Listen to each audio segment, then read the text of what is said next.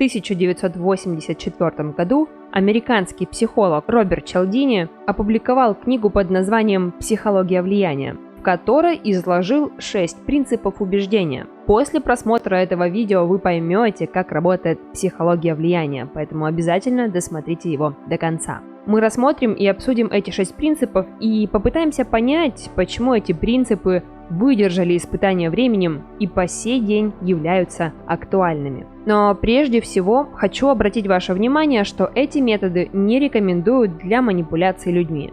Важно, чтобы это было искренне и основывалось на дружеской симпатии. Жадные люди всегда проигрывают в долгосрочной перспективе и портят свою репутацию. Никогда об этом не забывайте. Итак, 6 принципов Чалдини. Взаимность, обязательность и последовательность, социальное доказательство, власть и авторитет, симпатия, дефицит. Давайте рассмотрим каждый из них отдельно. Принцип взаимности. Суть принципа. Мы чувствуем обязанность давать что-то взамен людям, которые нам оказали услугу. Дайте что-то. Через какое-то время, но не сразу, попросите что-нибудь взамен. Вам не нужно просить что-то эквивалентное. Можно получить даже больше. Когда вы оказываете услугу людям, убедитесь, что они знают, что получают. Расскажите им о своем искреннем желании помочь. В идеале стоимость и количество усилий с вашей стороны должны быть низкими, а для собеседника – высокими. Примеры. Некоммерческая организация дарит ручку с просьбой заполнить форму для регулярных пожертвований. Это значительно увеличит вероятность пожертвования. Или специалист по продажам делает множество мелких услуг клиенту, что заставляет последнего чувствовать себя обязанным приобрести что-нибудь. Когда доисторические люди перешли от одинокой охоты к жизни в племени, то поняли, что общество предполагает делать что-то полезное для других, чтобы через какое-то время получить ответную услугу. Из этого вырос принцип взаимности. Принцип обязательства и последовательности. Суть принципа. Мы должны всегда согласовывать свои внешние действия и обещания с убеждениями и ценностями. Когда мы даем обещание, то считаем своим долгом сделать все, чтобы его сдержать. Когда принимаем решение, нам нравится чувствовать, что это правильное решение. Когда делаем что-то, что не соответствует убеждениям и ценностям, то можем изменить эти внешние аспекты, чтобы быть перед самим собой последовательными. Словом, мы склонны оправдывать свои обязательства, изобретая новое обоснование для подтверждения того, что сделали правильный выбор. Для большего понимания принципа приведу примеры. Итак, компания дарит бесплатные образцы. Если клиент станет их использовать, то почувствует себя обязанным купить что-нибудь. Или же родители часто говорят ребенку, что он трудится очень хорошо. Через какое-то время он начнет воспринимать себя как трудолюбивого. Все дело в выравнивании. Если наши убеждения, ценности, модели действия не полностью согласуются друг с другом, мы ощущаем когнитивный диссонанс. Чтобы от него избавиться, нужно изменить действия либо убеждения. Итак, следующий принцип – это принцип социального доказательства. Суть его состоит в том, что мы повторяем действия других людей, особенно когда не уверены в своих знаниях и опыте. Покажите людям, как другие делают то, что вы хотите от них. Пример. Реклама показывает счастливую семью, которая владеет определенным товаром. Теперь тот, у кого есть семья, будет считать, что именно этот предмет дарит счастье. Либо же продавец говорит клиенту о других людях, которые уже купили этот товар. И это побуждает клиента сделать покупку. Наверняка очень часто вы замечали, как телевизионная комедия использует закадровый смех.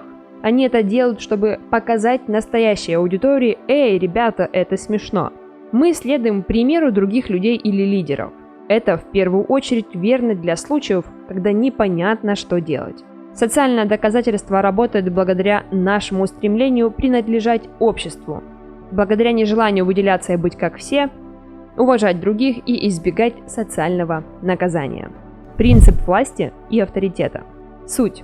Мы уступаем людям, которые кажутся превосходящими нас. Если мы считаем кого-то профессионалом в каком-либо деле, и этот человек утверждает что-то как истинное, то с большей долей вероятности мы поверим ему, не задавая вопросов. Мы также склонны подчиняться тем, кто обладает ярко выраженным, сильным языком тела. Это может быть использовано и против нас.